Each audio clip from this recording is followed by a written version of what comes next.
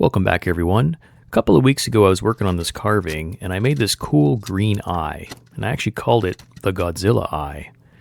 And a lot of people wanted to know how exactly I painted this.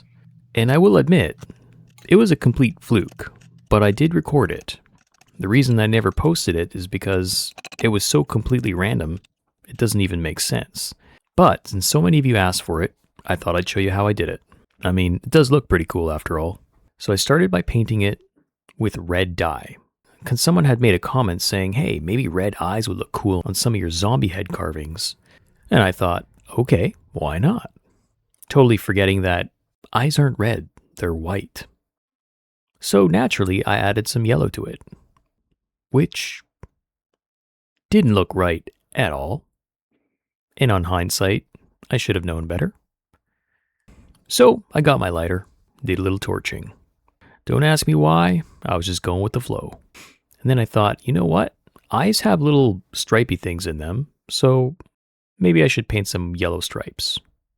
And of course that didn't look right, so I wiped it off and did some meticulous sanding for some odd reason. Then, when no one was looking, went back to the red dye and painted a moon shape around the pupil. But that didn't look right. So naturally, I covered it in white paint, and my brush was toilet paper.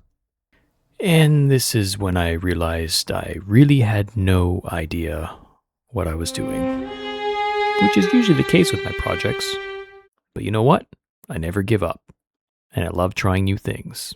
So, I got the lighter out again, torched the heck out of this thing, and we're left with this black and white mess. Oh, and you'll notice the streaks in the wood. I actually used a wire brush on there. So then I was thinking maybe I could dry brush something on there. And I ended up using a neon green paint. And by the way, the paint that I'm using is just dollar store paint. Nothing crazy here. Which is probably why it didn't look very good to begin with, but that's okay.